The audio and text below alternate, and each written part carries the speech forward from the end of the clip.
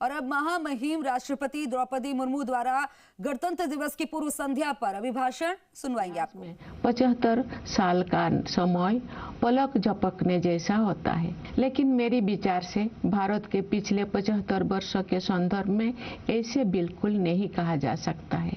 ये अकालखंड है जिसमें लंबे समय से सोई हुई भारत की आत्मा फिर से जागी है और हमारा देश विश्व समुदाय में अपना समुचित स्थान प्राप्त करने के लिए अग्रसर हुआ है।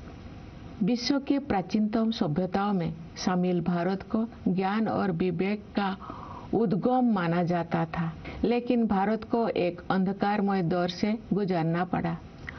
औपनिवेशिक शासन में अमानवीय शोषण के कारण देश में घोर गरीबी व्याप्त हो गई। आज के दिन सबसे पहले हम उन शूरवीरों को याद करते हैं जिन्होंने मातृभूमि को विदेशी शासन की बेड़ियों से मुक्त करने के लिए बड़ी से बड़ी कुर्बानी दी। उनमें से कुछ स्वाधीनता सेनानियों के बारे में लोग जानते हैं, लेकिन बहुतों के बारे में उन्हें जानकारी नहीं थी। इस वर्ष हम भगवान बिरसा मुंडा की 150वीं जयंती मना रहे हैं। वे ऐसे अग्रणी स्वाधीनता सेनानियों में शामिल हैं जिनकी भूमिका को राष्ट्रीय इतिहास के संदर्भ में आप समुचित महत्व दिया जा रहा है। 20वीं सदी के आरंभिक दशकों में स्वाधीनता सेनानियों के संघर्षों ने संगठित राष्ट्रव्यापी आंदोलन का रूप ले लिया। देश का सौभाग्य था कि महात्मा गांधी, रविंद्रनाथ टैगोर और बाबा साहेब आम्बेडकर जैसे महान विभूतियों ने हमारे देश के लोकतांत्रिक मूल्यों को फिर से जीवंत बनाया। न्याय, स्वतंत्रता, समता और बंधुता केवल सैद्धांतिक अवधारणाएं नहीं है, जिनका परिचय हमें आधुनिक युग में प्राप्त हुआ है। ये जीवन मूल्य तो सदा से हमारी सभ्यता और संस्कृति का अंग रही है। नव स्वाधीन भारत के संविधान और गणराज्य के भविष्य को लेकर जो आलोचक संदेह व्यक्त करते थे, उन लोगों को इन्हीं जीवन मूल्यों के बल पर पूरी तरह से गलत सिद्ध किया जा सका। भारत के गणतांत्रिक मूल्यों का प्रतिबिंब हमारी संविधान सभा की संरचना में भी दिखाई देता है। उस सभा में देश के सभी हिस्सों और सभी समुदायों का प्रतिनिधित्व था। सबसे अधिक उल्लेखनीय बात ये है कि संविधान सभा में सरोजिनी नायडू, राजकुमारी अमृतकर, सुचेता कृपलानी, हंसाबेन मेहता और मालती चौधरी जैसे 15 असाधारण महिलाएं भी शामिल थी। दुनिया के कई हिस्सों में जब महिलाओं की समानता को एक सुदूर आदर्श समझा जाता था, तो भारत में महिलाएं राष्ट्र की नियति को आकार देने में सक्रिय योगदान दे रही थी। हमारा संविधान एक जीवंत दस्तावेज इसीलिए बन पाया है क्योंकि नागरिकों की निष्ठा सदियों से हमारी नैतिकता परक जीवन दृष्टि का प्रमुख तत्व रही है। हमारा संविधान भारतवासियों के रूप में हमारी सामूहिक अस्मिता का मूल आधार है, जो हमें एक परिवार की तरह एकता के सूत्र में पिरोता है।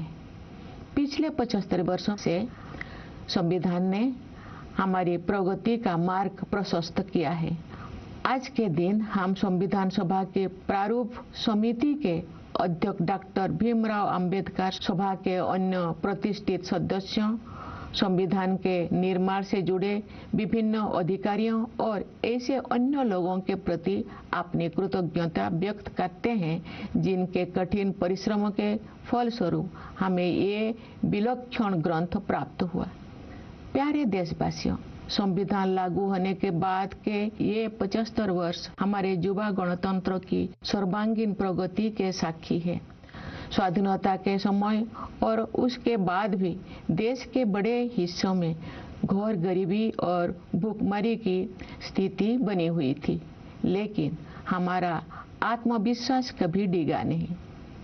हमने ऐसे परिस्थितियों के निर्माण का संकल्प लिया जिनमें सभी को विकास करने का अवसर मिल सके। हमारे किसान भाई बहनों ने कड़ी मेहनत की और हमारे देश को खाद्यान्न उत्पादन में आत्मनिर्भर बनाया। हमारे मजदूर भाई बहनों ने अथक परिश्रम करके हमारा इंफ्रास्ट्रक्चर और मैन्युफैक्चरिंग सेक्टर का कायाकल्प कर दिया।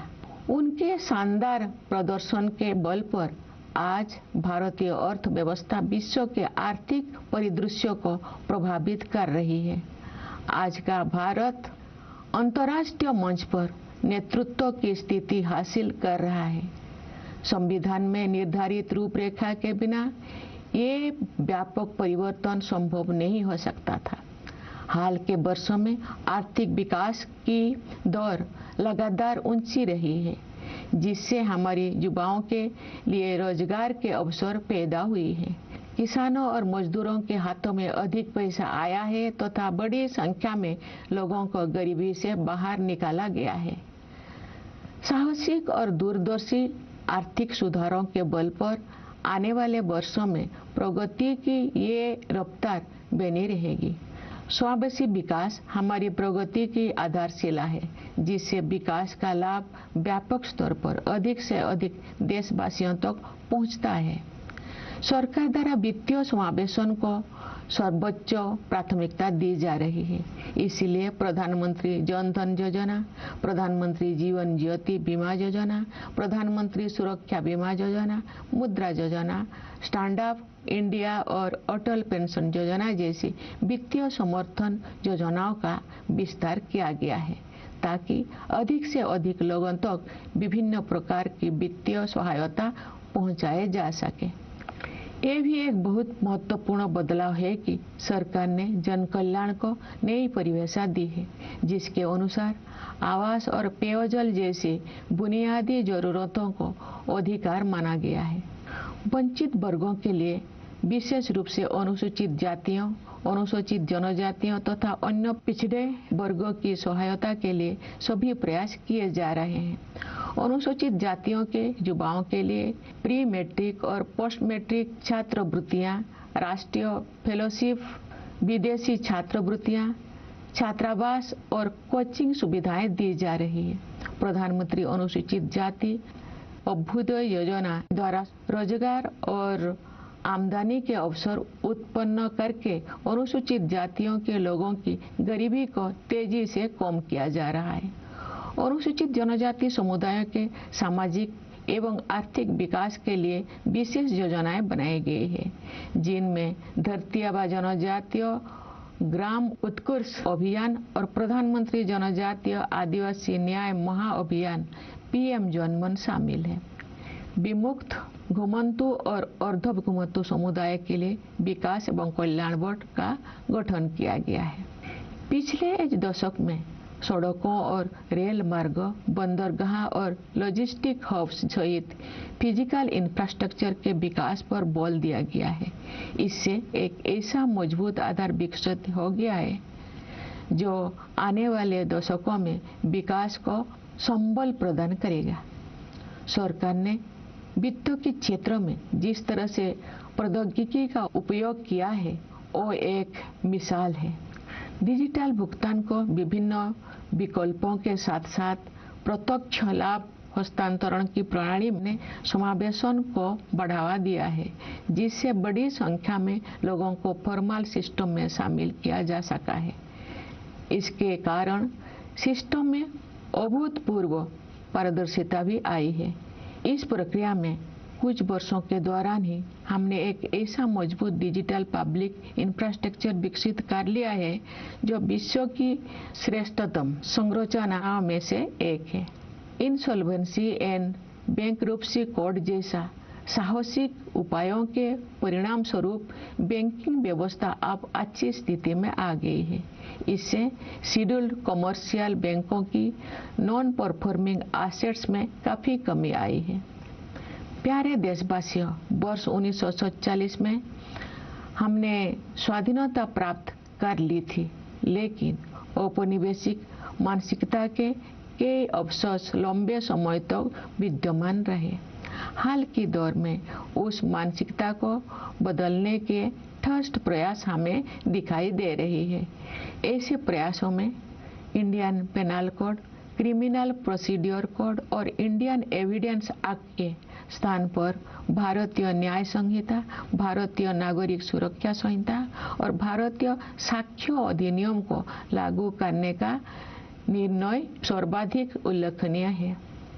न्याय शास्त्र की भारतीय परंपराओं पर आधारित इन नई अधिनियमों द्वारा दंड के स्थान पर न्याय प्रदान करने की भावना को आपराधिक न्याय प्रणाली के केंद्र में रखा गया है।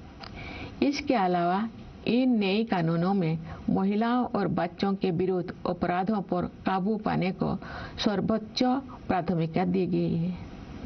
इतने बड़े पैमाने पर सुधार के लिए साहसपूर्ण दूरदर्शिता की आवश्यकता होती है।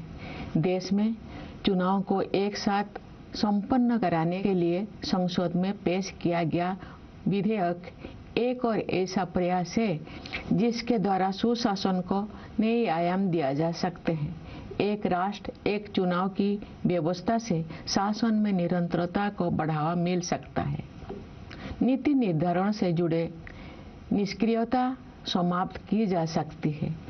संसाधनों की अन्यत्र खर्च हो जाने की संभावना कम हो सकती है तथा वित्तीय बोझ को कम किया जा सकता है। इनके अलावा जन हित में अनेक अन्य लाभ भी हो सकते हैं। हमारे सांस्कृतिक विरासत के साथ हमारे जुड़ाव और अधिक गहरा हुआ है। इस समय आयोजित हो रहे प्रयागराज महाकुंभ को उस समृद्ध विरासत की प्रभावी अभिव्यक्ति के रूप में देखा जा सकता है। हमारी परंपराओं और रीति रिवाजों को संरक्षित करने तथा उनमें नई ऊर्जा का संचार करने के लिए संस्कृति के क्षेत्र में अनेक उत्साहजनक प्रयास किए जा रहे हैं। भारत भूमि महान भाषाई विविधता से समृद्ध है।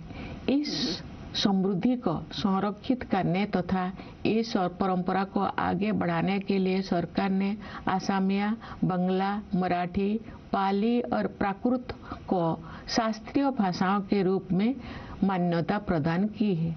तमिल, संस्कृत, तेलुगु, कन्नड़, मलयालम और ओडिया भाषाएं पहले से ही इन श्रेणी में शामिल हैं। सरकार अब इन 11 शास्त्रीय भाषाओं में शोध कार्यों को सक्रिय रूप से बढ़ावा दे रही है। मुझे प्रसन्नता है कि गुजरात के वडनगर में भारत के प्रथम आर्कोलॉजिकल एक्सपीरियंशियल म्यूजियम का कार्य पूरा होने वाला है। ये म्यूजियम एक आर्कोलॉजिकल साइट से जुड़ा हुआ है। इस स्थल पर मनुष्यों की बस्ती होने के लगभग 800 वर्ष ईसा पूर्व के साक्ष्य